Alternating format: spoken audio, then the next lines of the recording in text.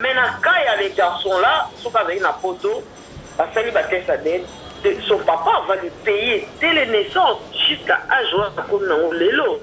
Mais si pour la Nikolinga, Makambu, peut-être que nous comprenons la table où est nae, avant nae tout simple, avant nae na bamoye, tu vois peut-être à qui mi moi engagement, c'est yo, on a mbongo na yo, tu as l'argent, le métier confie a beaucoup d'argent. On a été, mais comme lui-même il dit qu'il a beaucoup d'argent, donc on va croire qu'il a beaucoup d'argent. Ah, ndeko Alain, au moins moi si ezana na mokili mobimande tozala boy, ezana bana ebele ba yeba ba papa na bango na ba âge mikolo. Et c'est pas la première enfant où a ekobimana ki mokolo. Eza yete pe kozala yé avec bandelité a ozape soukate. Moi je parlais dans le sens où il Monique et moi vraiment so ba wanga na poto je sais pas moi na so ba aza âge ni ba so da da so da ba 30 ans donc ba linga ba futa e banda ponda matcha comme la 30 ans que na wanga na manga mais je te jure que ndeko mobali lelo azo vivre vina e peut-être na ndenge moko o ya kanisi la quitter pour na nini comment bokena na justice comment kina ta non, tu connais la justice, mais c'est les caca la justice. C'est ça le roi, il y a Congo, parce que les jeunes garçons là, sont indignés sur la test ADN. Et là, on est l'autre, c'est-à-dire que ça test ADN, il y a vraiment fait des réponses à vrai. Non, moi ici, on a obligé le mec de faire les tests ADN. Et qu'est-ce que lui, il a fait? À Kanisa, quand on a ce système en Congo, il n'a pas voulu dépasser, de faire les tests ADN. Et tu sais ce que le juge a décidé? Et c'est un truc, c'est un procédure. On a dans le banao, et ça, les cambos, ça, la meli, ngai. Et ça, les solos, c'est ça, les cambos, ça, la meli, ngai. Et ça, vraiment, moulaï, mais au katango, la n'engue mo ya mo poussé.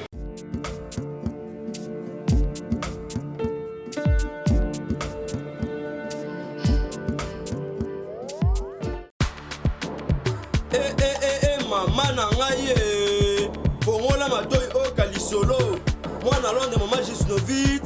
Ah mais même biso la solution pour l'opposition nzoto na biso yo muto bete ba tempo et ça la 15 à 20 ans ici la kate moi na Londres a lobby solution ezwami somba kaka juste vite bakola na nzoto na yo na ismen ya bamba nzoto kokoma leke poete muete gu balapa solution ezwami pour l'opposition nzoto na biso kobanga te yo mutu osala 15 à 20 ans tampo esilaka te mikusa na nzoto makodia mapalata bokono nyonso oyo etali liposo ya nzoto na yo gisnovite eye na solution mwana Londres aye na solution kobukana te livraison nango eza partout dans le monde kobukana te ndeko na ngai solution ezwami mpona kozwa biso eza nango facile plus 44 74 24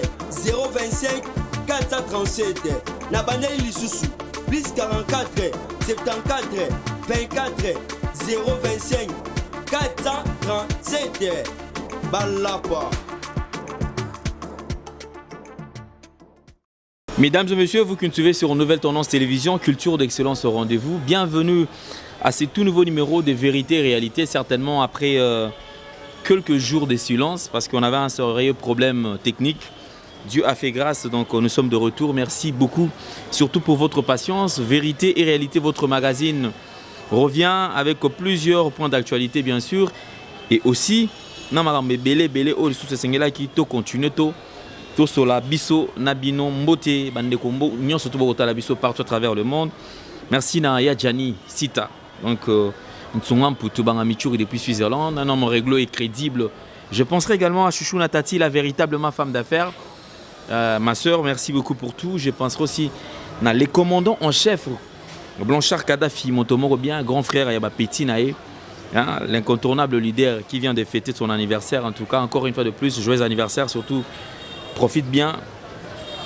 Il y a Makamounion, ça reste de temps, 11 ans, Mazopé Sabiso. Je penserai à Bandekognon, surtout au Balandara Biso, partout à travers le monde. Surtout ba maman, ba papa, au beaucoup réagir, puis au beaucoup soutenir à Biso. Je précise que nous avons Gédéon qui est derrière la caméra. La réalisation est assurée par Jordan Panzou.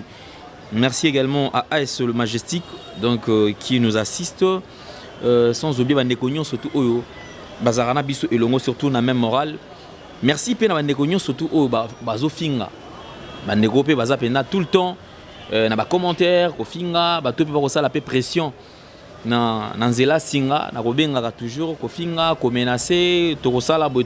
Alors je me pose la question avec ce genre de comportement congolais zo la paix sous que Congo et Kende liboso ezala bien ceux qui montent un problème ezo ronger oyo ezo saturer vinae et déranger tché pena na kaka yo ozana problème on a té ozala na esengo.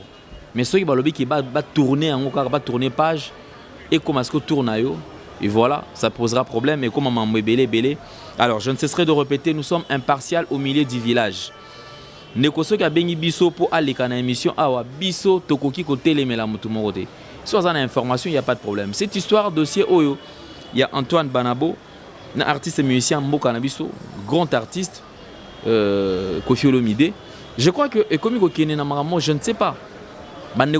C'est comme si peut-être acharnement, peut-être ceux qui boy. Alors, biso toko salara musala na biso. Bandeko tango baye, ba solliciter biso pour ba leka na émission, biso tozana ka toujours pesa ba conscient. Baye ba respecter, so ba respecter ngo baye ba leki awa. Et surtout que jusque là, personnellement, natikali place mon côté na affirmé, on a confirmé que moi na wana ndeko Antoine Banabo azali moi na Koffi Olomide. Donc biso nyonso na biso na bino na biso toko luka kaka toyeba vérité eza wapi et neko oza na vérité zaka oya zaka loba makambo naye et puis okoki koyeba pe vérité zali kaka moto o peut-être akoboya. Alors biso to samsa na biso bango pe ba pe na o par na bango responsabilité makambo na bango ndenge bazo memela yango biso toko kene na dossier juste ba solliciter biso to kei ba bengisi biso to kene to samsa la to sali musala to memeli bino, à vous de juger. Qui a tort, qui a raison, qui dit vrai, qui dit faux. Et nous sommes et otala kaka bandeko oyo bino boko tala biso na bandeko oyo bako leka pour na tina na compensation information. C'était prévu d'ailleurs na bandeko va la approche à Koffi Olomide que toyamba Koffi Olomide, mais malheureusement Marambona eleka ibongote, on espère peut-être que ekoya netoloba ki droit à réponse eza droit à montunyon surtout. Porte a eza ko kangamati. Neko wa Monique aza libre, Monique azo penser que il est temps. Toi c'est peli. Il est à ko se porter garant et à ko réagir, to ko répondre. Na compte à Koffi Olomide biso to boyate oyo futi ba droit na yo. Oyo oleki. Seulement je crois que le terrain est tellement glissant que pour na mutu aya ko répondre, il faut ça na ba élément. Nem ko ba benga biso ba benga ba que non likamba pièce. C'est-à-dire pièce contre pièce. Il faut ça la o aya na ba pièce na ye, o pe na pièce na ye. Donc, il y a tellement de terrain et puis il y a sujet tellement sensible que pour na okota il faut ça vraiment naba élément mingi donc oyo il faut ça sur détail. Je crois quand même to ya mandeko mo na nzela singa va contacter qui biso za ina besoin pe aleka. Alors ba maman to ba qu'est-ce qui se passe? Ba maman nini oyo ezo déranger bango nini oyo ezo sepelisa ba maman ti. Alors to ya mandeko to yeba nini oyo aluki yepe aloba. Merci beaucoup. Alors, tout lancé dans tout Yambaye.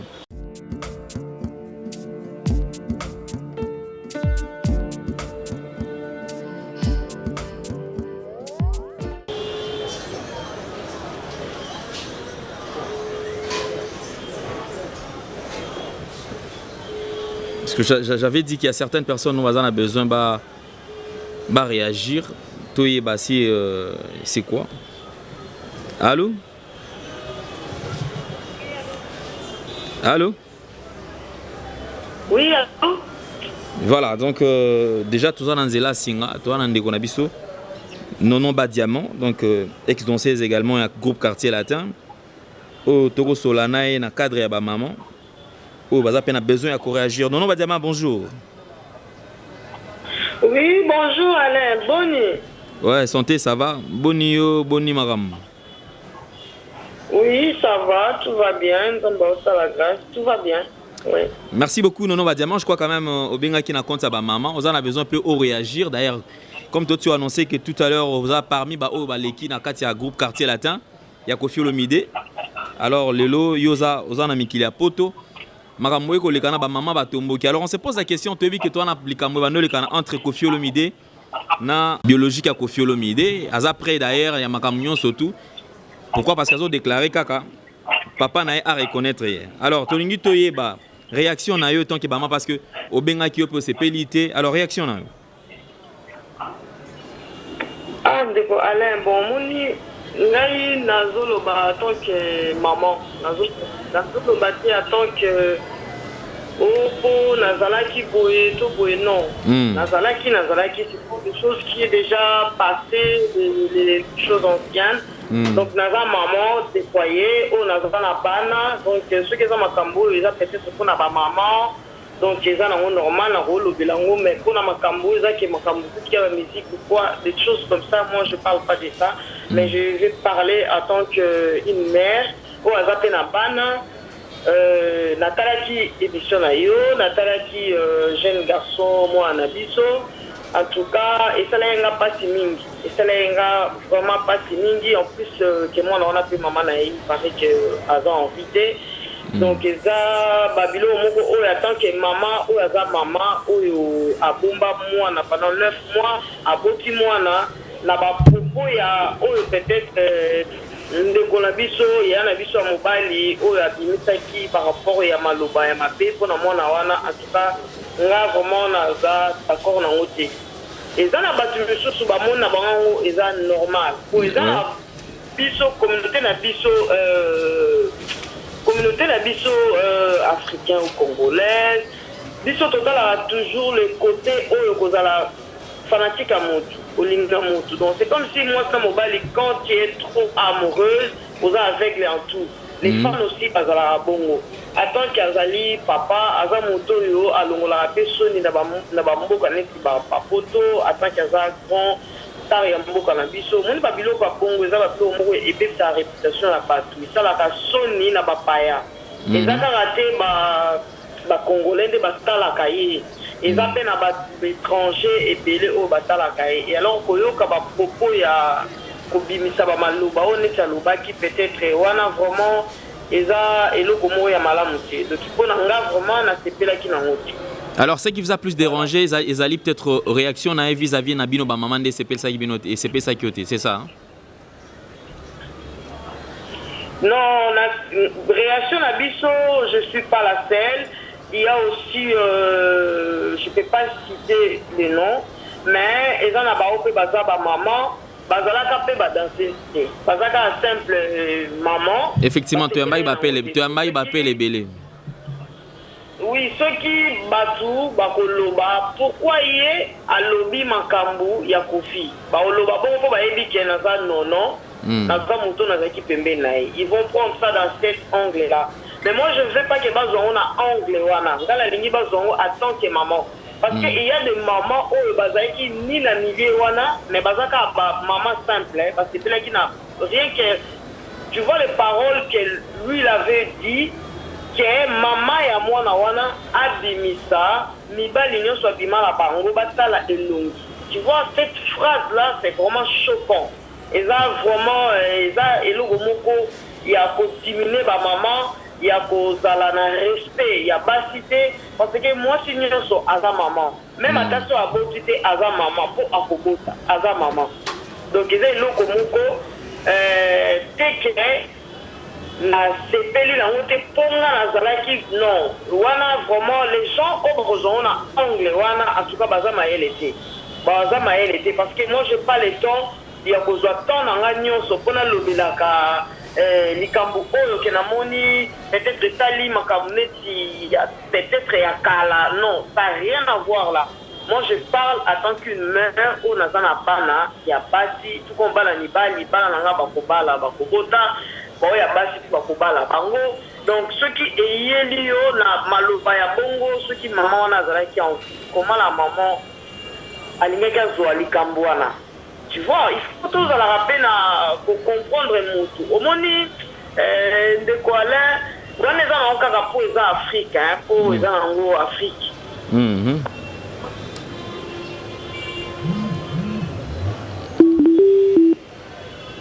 Oui. Ah, makambo ne ko sala mati.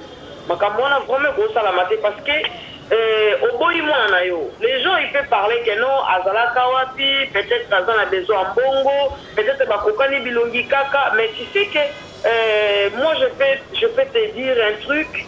Nga na bota liboso avant na bota bana nga na mondele na bota ki liboso na ndeko mobali congolais o ya mboka na biso.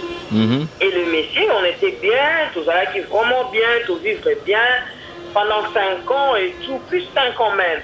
Mais tout bota bana le monsieur awanga na kabana akatisa ki on le voit système à Congo que na wanga na nga, mais je te jure que ndeko mobali lelo azo vivre vinae peut-être na ndenge moko oya kanisela kité pona nini comment bokena na justice comment kina ta non to kene na justice mais ah makamu se le kaka na justice c'est ça le roi ya Congo te parce que les jeunes garçons là sont en dimia sur la test ADN et là on est là ça dit que ba on ça test ADN il y a vraiment on fait des réponses à vrai non moi ici on a obligé le mec de faire les tests ADN et qu'est-ce que lui il a fait à Kanisa qui a le système en Congo, il n'a pas voulu dépasser de faire les tests ADN. Et tu sais ce que le juge a décidé?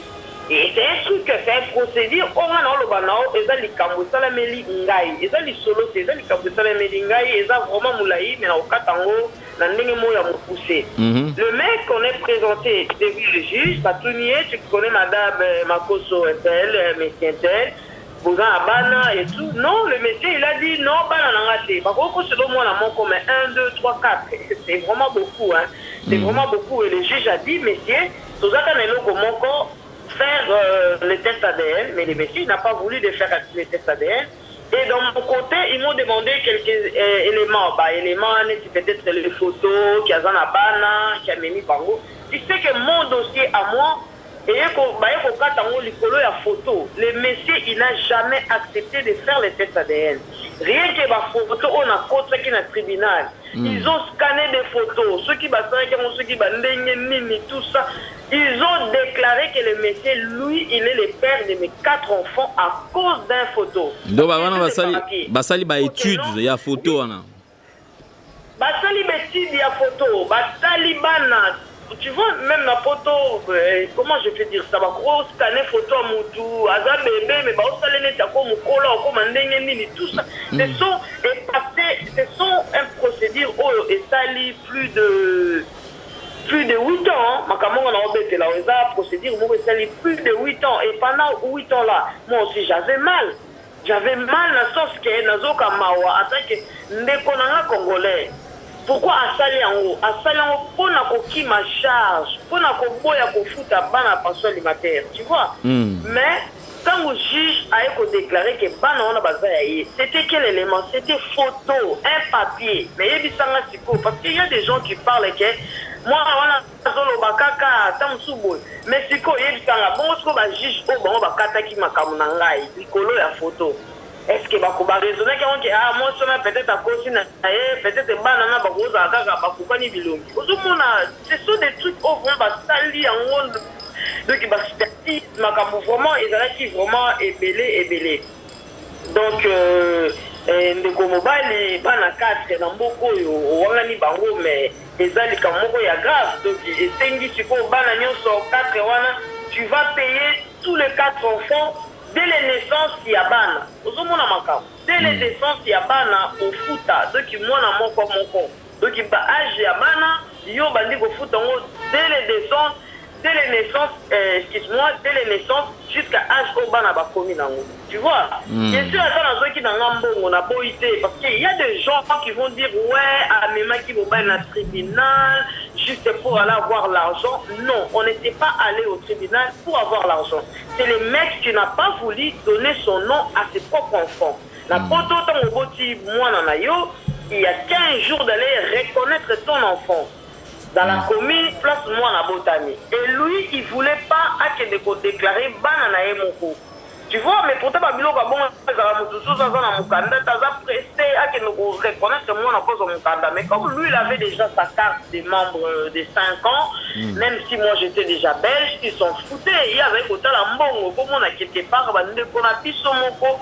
oyo touti na mboka moko regarde la façon oyo ndenge bavivaka na bato yango sikoyo ngai oyo esalamelaki bana nga bazalaki bana mike bayebi na bango makambo te les jeunes garçons là aza déjà mokolo azoka baparole ya bongo parce que moi mes enfants je pas le temps de dire à mes enfants lelo soki bomoni ke non maman abino bapesa ye mbongo peut-être ebele boye bato bazonga na ndenge mabe te ils vont dire que ouais asali panta po bazoyi non ça c'est pas question de ça mais na cas ya les garçons là soki azali na poto basali batesa dette son papa va lui payer dès les naissances jusqu'à âge comme nango lelo mais sikoyo mpona nini kolinga makambo peut-être nga na kocomprendre ata oyo tozalaki na ye aza na ye mutu simple aza na ye na bamoyen te tu vois peut-être akimi mwa baengagement te yo oza na mbongo na yo tu as l'argent le monsieur Kofi a beaucoup d'argent na mwana mbongo na ye te mais comme lui-même il dit qu'il a beaucoup d'argent donc on va croire qu'il a beaucoup d'argent mais je crois que je crois que Nono Badiama, je crois que Tolanda qui Kofi Olomide très bien, Kofi Olomide qui a dit je crois quand même Azar responsable et puis dans acte c'est-à-dire que Azar tu as désordre il y a désordre dans sexte quoi, c'est-à-dire c'est quelqu'un quand même qui est ordonné et puis les lots peut-être le fait que moi on a bimé na kimukolo boé et ça a moins difficulté que ça a moins doute il y a qu'on reconnaître que moi non pena moi parce que depuis tant on se tourne à les lois azalaka wapi dans ce sens là je crois que et puis les lois lobaki yango batu surtout ba bana c'est-à-dire que bana na surtout ba ebani ezana bana monte que non c'est-à-dire que onin bana tout ba ebani c'est-à-dire que Kofi reconnaît qu'il est aza père moko responsable ou la ne la bana na surtout ah ndeko Alain omoni kozala mwasi eza na mokili mobimba nde tozalaka boye eza na bana ebele bayeba bapapa na bango na baage mikolo et c'est pas la première enfant oyo aye kobimanaki mokolo eza ye te mpe kozala ye aza ebandeli te akozala mpe suka te mama mosusu akozala azalaki na mobali azwi zemi ake na ye abombi na ye mpe zemi tia kobota boyi mpe kutu mwana ye babatrace mais mwana mutu ata ndenge nini alukaka papa na ye que ça soit mabe bokabonaki na ndenge ya mabe mais mwana mutu alukaka toujours papa na ye nazongi na question na yo o peut-être yo posenga que non alobaki ke ye aza responsable et puis oui il est responsable na bana oyo ye aza na bango na ndako na ye oyo aza na bango mais je peux dire dans ma façon na constat nanga il n'est pas responsable pour tous ces enfants nous on habite ici toza na bana na ye mosusu bazalaka mpe na bamboka oyo biso tozali toyebi mpe bana na ye mosusu peut-être ka biso na connaissance moko nga nayebi mwana na ye peut-être avandaka na ndako ya motu moko nga nayebi to boye tu vois des choses comme ça nalobi te 200 ou 300 ou combien tu vas il faut s'occuper na bango nyonso il faut po baza kaka makila na yo malgré bali ozobota bana mosusu mais tu dois s'occuper na bana oyo nyonso yo boti que ça soit ba oyo ba mama na bango bosana bango to soki ndenge nini s'occuper na bango po bakoya kovanda na ndako oyo ozovanda te place yo ozobota to ozobokola bana mosusu oui il est responsable abimisaka image mosusu aza responsable na bana oyo azalaka na bango ndenge nga namonaka na ngai mais na bana mosusu oyo bazalaka libanda baza na vie nini bango baza bata balekisaka bana bango na batv bongo sikoyo balekisaka une partie et alors une partie bazala wapi je sais pas voilà nga nalobi na nga la vérité franchement ndeko Alain naosola nao en tant que maman donc même yo kozwanga te atake nona badiema mpo azalaka kotina kutu wana kutu loin de là kozwanga kutu na sens wana te oso eza makambo na ye ya bamisiki na ye wana kutu nga kutu etalinga kutu te naza mpe na ntina nango te moi je parlais na sens oyo ke namoni ke mwana wana vraiment so bawangana kaka na poto je sais pas mwana wana so aza na age nini soki aza daa so na ba 30 ans donc balingi bafuta ye banda abota matia komi na 30 ans po nga bafutanga bana 4 banda babota mwana moko banda abota miti akomi na ba age oyo baa nango donc même pas des vantards ou de mentir de dire les montants non par exemple ka so balobi ke mwana moko baopesa ye 50 €. Maintenant, tu vas faire les 50 €. Moi, la soirée, on a 11 ans. Bana, à Botamé, la Libouti, à comme 11 ans. Peut-être 50 € pendant combien d'années? Pendant combien d'années? Tu vois des choses, Bilo à Bongo. Il y a un moni, quelque part, pour te bien, pour Bazon, ça va faire Moutounandela. olingo bunga boye bazongi so na nzela owangani na oboye so wangana na munoko mais ici baotika ote bande comme ça le qui eza arnaque eza arnaque, c'est-à-dire que y a groupement peut-être ya batu o bazolinga ba nuire Koffi Olomide, connaissant que Koffi Olomide a na production déjà les 13, donc déjà en 2021 na arena, alors c'est sûr que batu ba monter le wana poka rabo poto e ba maman va silika et tout consort. Ndeko Alain yabo mona oka susi pana ndayoka susi na bimina mobile na toke ba place mususu so ba tini na congolais dem so mona wanga na bino mais pour ça la sonie bon sikoyo mona wana akonuire qu'est-ce que ça va changer peut-être yeza kanzela kaka baleki kana nzela na peut-être papa na ngai bon wana nga na yebite po moni biso ba congolais na place ya cerveau toza sous na cerveau te on est toza na point rien qu'un point mais cerveau pena toza sous na cerveau te po bato bakanisa ka bongo parce que baza bato moko oyo bazala bona mawate bakoka komitia na pasi na souci ya baninga te. Parce que tant moi on a bimi soit disant à connuire na likamni oza déjà comment lui-même il dit déjà qu'il est bon, il est au sommet yom toza déjà au sommet bon qui sont na likamni et limne ni mbongo na ye longola ni mapango na ye ni bamituka na ye ekolongola même pas ta suki na ye moko et même ata suki moko na mutu na ye ekolongola te il y a rien qui va changer soki aza na ba production aza na production ouais aza na production na nani na Paris na arena déjà ouais concert déjà verra mobeta na Paris pardon wala kutumaka mwana kutetalingate mais papa là dans 2020 il y a beaucoup de gens ils ont pas changé mais 2020 c'est l'activité on sait jamais et ba surprise yaka quoi ba surprise yaka mango papa le 2029 c'est 2020 c'est peut-être au comme comme c'est bimi boye peut-être ba surprise surtout pour bima avant fin de l'année qui sait on sait pas bien qu'on tous souhaiter que les kamamabe et bima mais je crois il y a une question qui me vient en tête au fait parce que les lots généralement ba maman ba parmi batu oyo ba soutenir Koffi Olomide moi mingi mais ça m'étonne un peu comment on a peut-être moi genre il y a ba maman né beaucoup mi côté ngama je ne sais pas seulement le fait que Koffi Olomide a meki ko zala un peu bon na obenga ko zala dureté mais peut-être que ça au point de vue naé par rapport ya makambo ko mutako bimaka boete mbalamo c'est-à-dire que moi nanga tout ça de l'obino déranger bino ka le fait que Régé wana ya ko boya peut-être ko ndimelo ko mbalamo ya on est déranger bino ka de quoi là azamutu n'est pas obligé à boya azana est obligé à boya mais il faut yeba na ndenge na ye ndenga tanga pe na poto lisusu na mutu atanga na mutu ayebi pe ba loi akoloba maloba oya lobite akoloba ngote na maloba kaka oya lobi wana akoloba ngote po maloba wana ya lobi wana so ezaki awa na poto eke bayebi ti sala test ADN ebimi kaza mwana na ye mais ba maloba wana ko bankira ye te donc eza bien fait donc eza maloba moko eza na respecté pas ya mwana mwasi donc eza na respecté donc non eza vraiment maloba mo mabe c'est ça le point akoma koloba ne makambo nyonso na boye to boye nga boye naza boye mais rien que de ya obimtaka mona oya lobaki wana eza na respecté en tant que moto alobaka respectaka ba maman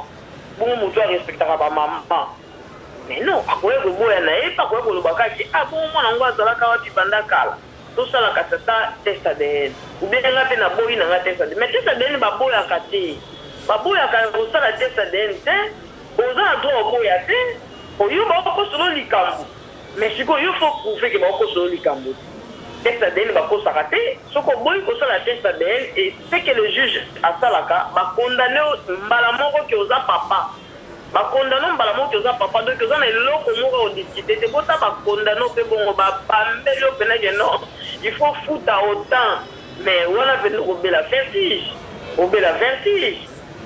azaine na aza mutu akoyi na ete koboya na ye mwana wana pe nde eza bongo ya des gens oyo bakotu na bakestion azalaka wapi aza mpe mutu azala wapi likambo soto ezalaka nango na ta nango ifallait pas ata na mutu moko azolobela ye effectivement eza question bato azoloba nde yango wana question bato ebele bazoloba nde yango wana babiki no mais azalaka wapi azelaka nini kaka ntango nde aya kobima donc et puis voilà ye mo alobaki yango seulement parce que peut-être ye aza Koffi Olomide c'est tout à fait normal ke ezala nango bongo kodiembela parce que ezalaki mutu moko peut-être ye mosu ya nzela elingaka ezala bongo te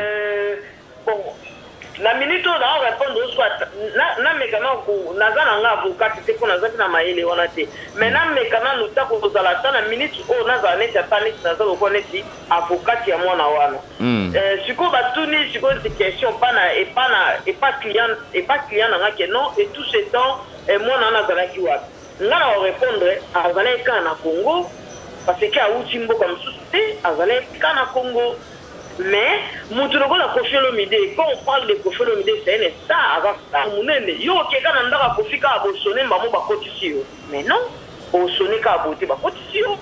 Parce que aza mutu il faut soit na ye ya kolinga tango moment oyo ekoma après bazela toujours moment. Tango azozela azomona aza mutu azolala azolamuka azomituna. Comment je peux vivre comme ça dans cette condition aussi longtemps que nazara na papa? Lobi oloba bongo lobi na oluka e motema pe oloba ke non na lembi te lobi timu comme ça comme on a fait non j'en ai marre le lobe na donc vérité en apoyer bango kaka na pena pona ke lupe c'est les moments et là on surtout basala en temps au moment wana et c'est présent occasion et c'est présenté tu le fais ça dans ce moment là que occasion et c'est présenté il faut pas poser des questions moi na wana azalaki wapi azalaki na Congo azalaki na Afrique auti na planète de Mars auti na ni na mboka ba extraterrestre c'est vraiment question moko eza moto oke otuna ke azalaki wapi est-ce que aza mwana liboso bibi na kimikolo non aza mwana liboso bibi na kimikolo te na monde bindele pe makambo neti ya mwana wana existaka mama moko boye azakosala pa mundele moko boye azalaki na ye ta motu femme de ménage mundele wana aza na mbongo akomi teke maîtresse na ye azwi 2000 nanko okima na yo kenano mpe mboka moko boye oki okoti mpe mais moi en tant que yo ata yo ba mo ba les autres ça y que oh papa non mais à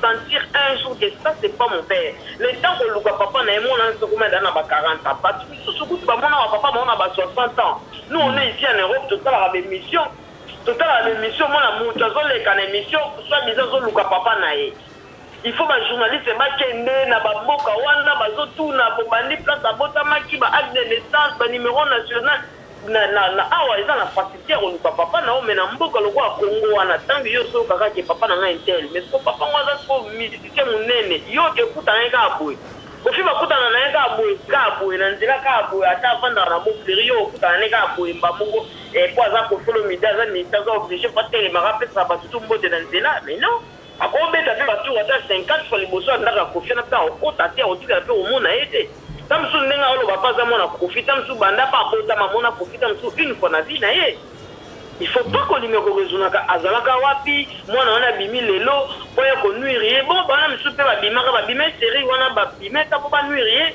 parce que a changer na nini a perdre na nini ezana ndeko na biso papa na biso akita motema ata so yebana babimi aloba nde maloba mabete soki akoboya na ye aza mutu papa koki na ye ka koboya loki kaka te na yebi nga mwana naza mwana nga te mais koboya na maloba ya mabe comment ça se que nous kobanda koloba makambo eza ya mama na ye mwana wana tanga azoloba makambo azoloba ngo bien que c'est comme si que bakambrade ya mama na ye biblo mo bazali koloba na ye mais de toutes les façons l'enfant là na landi alobi ki akutana déjà na mama abiso mama ni maman mi aloba ine leka liboso atunaki question banda kala nozalaki wapi mais c'est toute une réponse pourquoi vous cherchez vos réponses mais c'est déjà réponse pour y atuni que donc bon banda kala na ozalaki wapi donc c'est que le monde dit quelque chose moko boye mais c'est quoi on regrette que banda kala nozalaki wapi moi je sais pas parce que ngande naza mama boye mwana nga mobali mwana moka timika ke mwana ye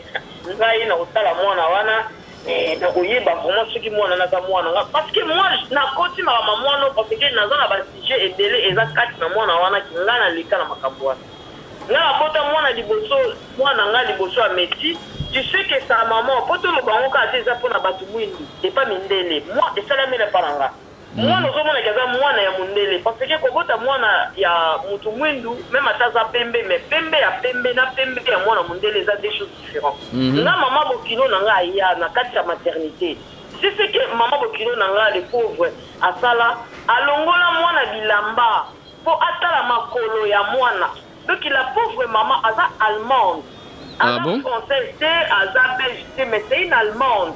Ah bon? On va parler parce que bah noir non. Nga esalamela c'est pour cela na zoloba. Doya ki na ADNT. Yes atali kana na famille na yabi ke makolo ezala bo. Na même pas fait les ADN parce que na vandaka officiellement na mwana na ye. Pour adresse moko ko habitation légale et tout. Mais nga na boti mwana nga liboso na boti. Mwana nga liboso soit comme na 15 ans. Maman Bokilo aye na chambre ya maternité chez les femmes. Bébé na bota na césarienne, moi je dormais comme ça. Maman Bokilo a memi mwana, atali et l'humidité. Alongoli mwana bilamba et moi je me posais des questions et le connu a fait ça là. Mwana lali, atali makolo ya mwana. Alatisi mwana. Tangu abinya ke inde na tunisko mwana na enga bino bibo so na minoko na bino bozolo basuki ba flamana balma nga kuna na soyo ka peteka ka chacha ngati oyo ta mususu bo bakomokanisela nga mabe te naye kotuna mwana na ye mwana na pesi nga reposa biti se kama mama atalaki makolo ya mwana odeloni alobai na nga alobi oyo mpenza aza moin donc moin eza kombo ya famille ya papa mwana ngai alobi bongo donc oui mama bokilo ya mundele tu vois que nous les mamans tozala makambo toyebaka rien que makolo atali elongi te maboko te makolo mais la mwana wana aza na chance yekutu maman mi yabaki ne leka liboso lakisa maboko une mère ayebaki pourquoi atunaki toutes ces questions là après na suko yo répondre na kosolola na ye azalaka matata tosunga mwana wana totika de bla bla bla bla bla tosunga mwana wana pona kosunga mutu esenga na ote fozala ba millions c'est ça que moi je comprends pas même on va à 50 €, on fait ça mutu 10 €, on fait ça mutu 5 €. Pour aider quelqu'un, il ne faut pas être millionnaire, il ne faut pas être milliardaire. Parce que les millionnaires et les milliardaires, ils ne donnent pas, pas comme baraté. Bon, on a bangolo qui bazara na souci, donc ils ont esthétique, morobo, ils battent un million dans la poche, battent la voiture, mais quand les gens ils ont des problèmes, ils ont des besoins, et ils ne donnent pas. Et ils ne donnent pas. Un milliardaire pour donner quelqu'un, c'est vraiment difficile. Comprendre qu'on a moi na wana que ce soit papa na leki na eba biso na ba moyen nous on est des babola mais quand même on a un petit truc au que tozango to sunga gata batu parce que il faut qu'on arrache les toutes les bénédictions tant où yo zo sunga mutu nzambe pe na likolo a pambola mais liboko e pesa raté nzambe a pambola pa ngoti. Vraiment. Ouais, nandinga mabete mais non bah diamant on te garde juste pour avant de clôturer toute dernière question avant on peut ça au lancer message à Manekotou basi occasion au talabiso pendant ndeko na biso Antoine Banabo généralement nous tu le tout à l'heure au début des choses c'est plein de robin non bato bazo on a nenge mais de temps à autre d'après pourquoi est-ce que bandeko musu ba jijaka yo mabe dans le sens peut-être que aux alarana monté maman makasi envers Koffi Olomide c'est comme si on a besoin de soutenir était au moment où tu as à faire plusieurs années naie pembeni aux sala musa bando sala musala pembeni naie peut-être le bato s'attendre qu'à chaque fois qu'il fait noir chez lui il faut peut-être binobo zalarawana pour na ko remonter moral pour na tina na ko apporter peut-être soutien na bino et pas naie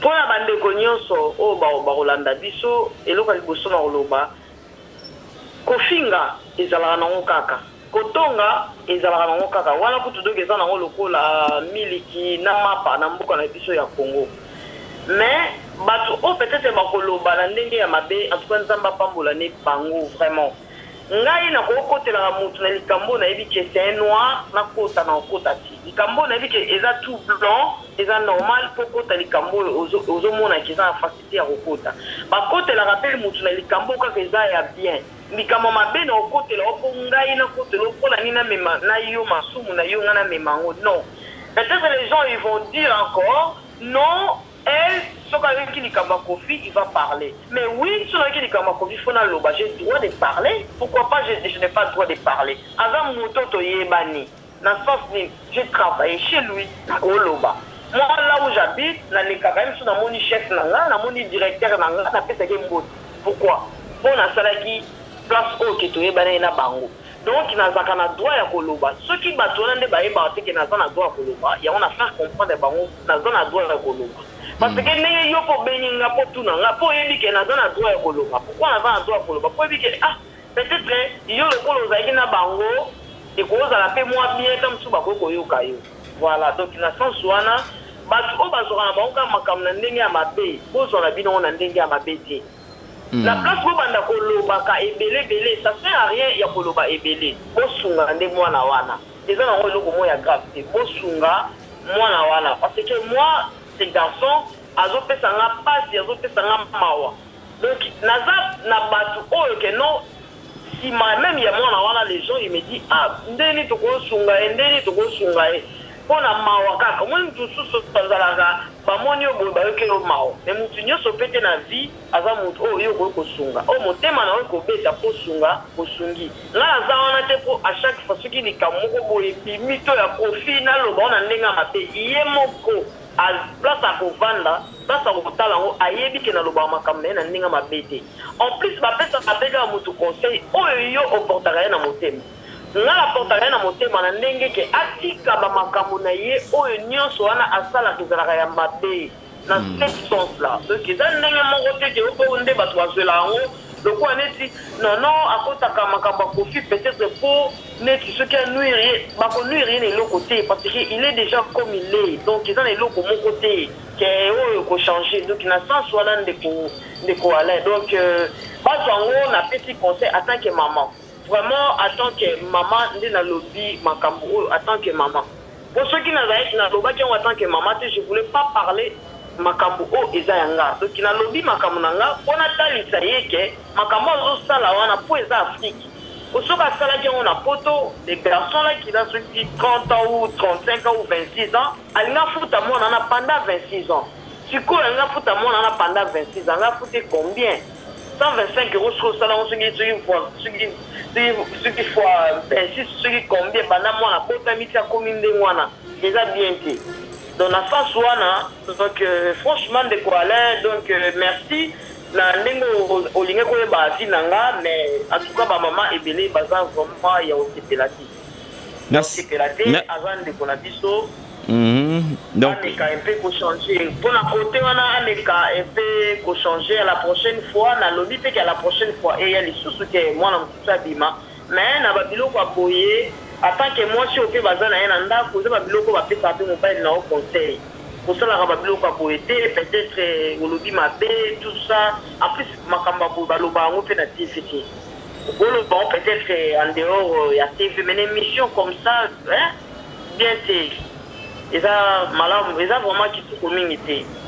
Vraiment, merci beaucoup Nono Badiamant que tu représentes d'ailleurs ba maman. Alors je crois que message na yo ya suka na mibandeko mibali nyon surtout parce que je crois quand même aujourd'hui c'est Koffi Olomide, demain ça sera peut-être quelqu'un d'autre.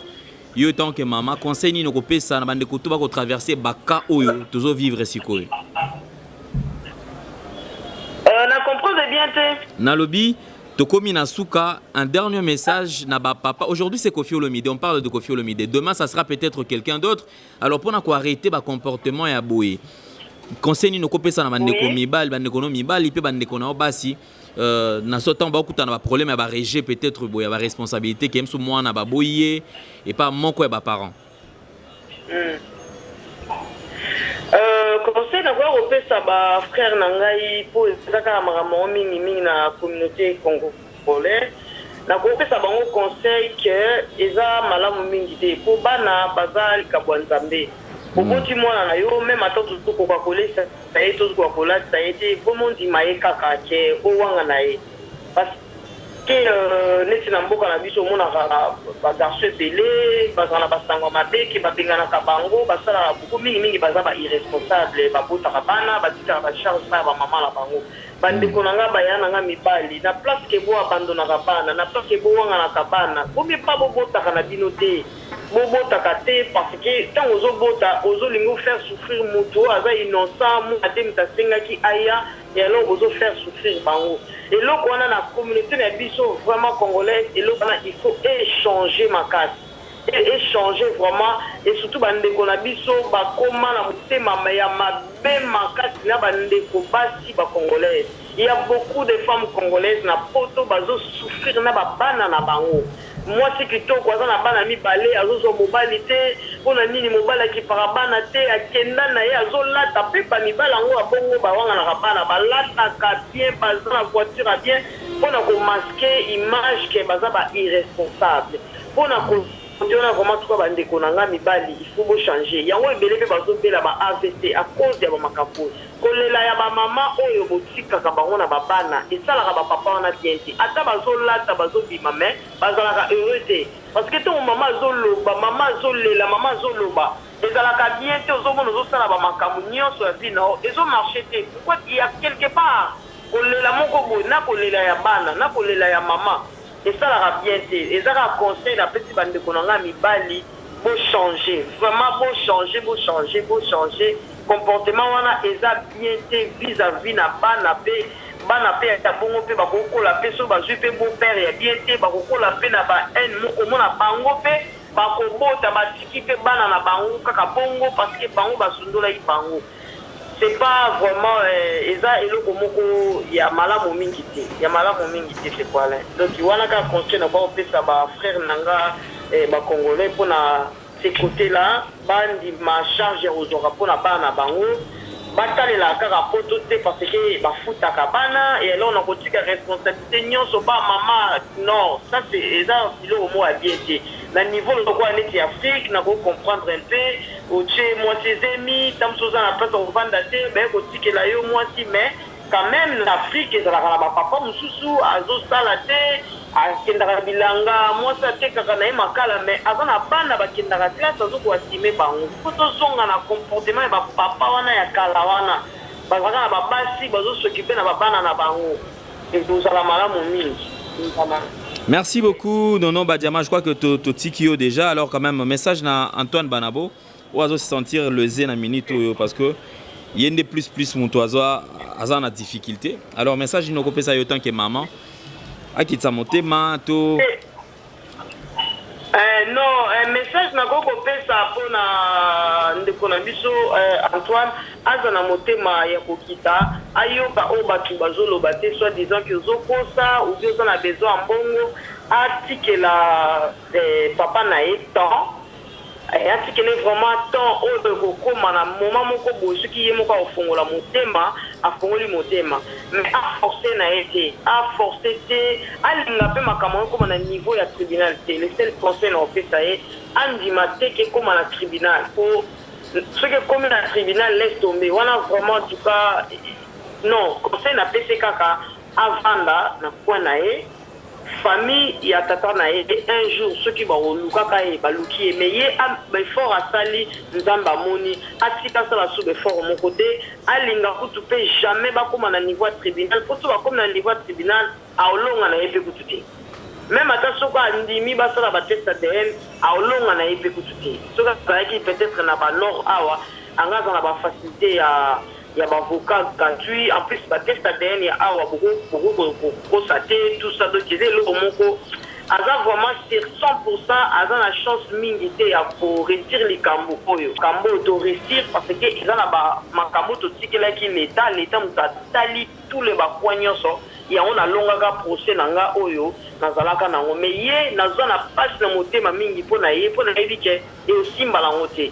Donc avanda na ye kaka nzamba osunga ye avanda nzamba osunga ye antika na ye mukolo papa na ye kofungola motema on sait jamais les lots de lobby tout après lobby après bambule koya on sait jamais peut-être papa na ye kofungola motema nde na oloba papa na ye bon nga na ko loba tika maman ke papa na ye mais na chance que nanu basali ba test ADN te po e osala makango pete donc bomi avanda na ye kaka avanda na ye na mutu na ye akola kaka ke non c'est mon père même de loin aprofitaka amonaka ye na musika alobaka pe mabe mpona ye pete malgré oyo alobaki ya mabe mpona mama na ye a réagir leloko moko te alobaka ke non c'est mon papa point barre mais alobaka te ke o atikanga amilelaka kolela lela mingi te po ozala pe kolela na ye kozala mabe mingi pona papa na ye soki nde tozoloba bongo mais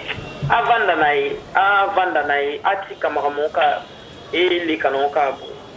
Ok. Merci beaucoup Nono Berdiamant pour ce temps accordé. Je crois que l'équipe Malamu nous a mené là bas là. On espère que tu vas se retrouver prochainement. Merci beaucoup. Alors, prends bien soin de tes enfants et de ta famille. Merci. Merci beaucoup à toi aussi. Merci. Voilà, merci. Donc là, c'était Nono Berdiamant, ex-danseuse de Koffi Olomide, du groupe Quartier Latin de Koffi Olomide. Je crois qui a également donné son point de vue en ce qui concerne ces dossiers. Mais là, jusque-là, je ne cesserai de répéter, je suis impartial. Donc, on a aussi côté les mélamoutouté, Ozana El Kamarolo, Bana Télémela, tout simplement parce que yo osa fan peut-être artistes et musiciens, osa trop collé na Koffi Olomide. Olingi peut-être nga pena sala ka sentiment na yo. Non. Chacun respecte son travail. Je n'ai rien contre le vieux Rambo. Donc tous nous sommes derrière lui. Déjà, concert déjà est allé annoncer donc le 13 février 2021. Donc c'est déjà normal. Donc on a arrêté déjà, je crois, après plusieurs années, il y a absence sur scène d'ailleurs dans Schengen. Et le vieux Rambo sera là. Donc le 13. En tout cas, Bazala est belé, surtout qu'il est tombé pendant l'anniversaire, et ça l'a bien. Alors, tout soutenir culture en abisso, mais quand il s'agit de dire la vérité, en tout cas, problème est athée. Ce plateau est à la disposition de tout le monde. Tous les pour au parti X ou Y.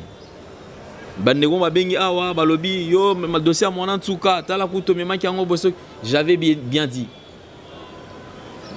Tant que tu as Tango bandeko Koffi na sola ina bango, je ne suis pas passé à la télé pour dire makambo to sola ina bango. Donc on a na sola ina bango, etika la motema na etika entre nga na bango.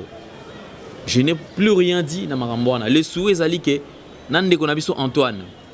Na bandeko na biso côté à Koffi Olomide qui est attente et surtout makambo oyo ya ba famille, je ne confirme pas. Mais ba makambo a famille mingi qui na bien ti. Tant to lobela awa famille mon antuka ezalaka awa tant to lobela makambo ya ex-danseuse à Jibien Piana awa je crois ezalaka ka bongo balobi ote yo na loba na lancer message aussitôt to lancer message les concernés se concernés qui impliqués na kati ya makambo wana du coup bakenda koluka famille et c'est la famille qui appelait pour me dire que non mais ndeko Alain Dele c'est bon babengi biso tozo sola dia makambo na biso à l'amiable c'est ça. Il y a eu plusieurs dossiers dossier danseuse au baleka awa ezaka ya quartier latin danseuse je crois qu'il y a une musique à maison mais on a même du mal à yamba bato misusu pourquoi parce que déjà et l'Obama déjà donc 12 ekena et quota yamba danseuse wana baloba mabe na biso. Alors je me pose une question. Concepteur et émission toi ça sa conception émission à Jimmy College. Moi je ne suis qu'un simple présentateur. Mais seulement Tomeka Kotia moi touche assez particulière dans le sens que tant on va danser ce barreau là à la télévision. Il a des histoires un peu colorées, assez colorées d'ailleurs. Au moins là tu vas bouti na bango wana déjà kitoko na plateau bazobina et ça donne une autre impression. Mais en soi c'est au lingo kota Hollande OK na vie na bango réel. Et ça au baloba la télévision. Ça dire ce sont des gens bazo souffrir, ba vie za na ngokaka pasi. J'ai assisté à quelques deuils à la danseuse. Kokunda danseuse, c'est tout un problème. Il faut pas danseuse ba ya ba 5 ça ba mbongo na bango il y a pas si il y a Mickey et très souvent négligé ou abandonné toujours par leader. Et comme ba ke nekolela moni danseuse à sala soki 13 ans, 12 ans dans orchestre moko songolo pakala. Akufi au lieu que place à sala 12 ans, 13 ans et travail on a ba kundae non. Mutaki okundae moni mutu mususu. Artiste moko qui n'avait rien à voir. Na danseuse wana par pitié azu akundie. Alors ça a commencé à déranger. Voilà pourquoi c'est le qui non bateau baza lokola bateau on s'en va en fait. To pe ça peut bango espace balo bakamaram o bakutana na bango ça pourra changer aussi moi makambo na côté angle wana. Toyebi ki bafuta mabongo ya malonga nzoka bafuta makate ba trafic et salama na kati ya ba orchestre biso yon surtout to koma koyeba bango grâce à bateau ba fongola quand même mité mané to koma comprendre ah makambo le kana boy. Mais je crois qu'aujourd'hui, la manière dont les leaders ont traité la danseuse hier, les lots vont commencer à la moi réserve. Parce que va que non, mon c'est trop baleki na etandoike même so ba créer là un problème dans ce sens là. Merci beaucoup na binonyo surtout, merci na Gédéon, merci na binonyo surtout au bozavanda ko kota la biso yo ozana na abonné te kendo s'abonner sur Nouvelle Tendance Télévision, culture d'excellence au rendez-vous. Nyonso eleka malamu zala wana au partager pe vidéo, commentaire et ça la biso pe bien. Merci na Ice donc Majestic assisté biso lelo pe merci na bandeko nyonso surtout oyo bazana biso elongo Jordan Panzou ya Gianni Sita merci na yo le commandant en chef Blanchard Kadhafi merci na yo et puis bandeko nyonso surtout. Alors tukutani très prochainement dans un autre numéro de Vérité et Réalité. Au revoir, bye bye, à la prochaine, ciao.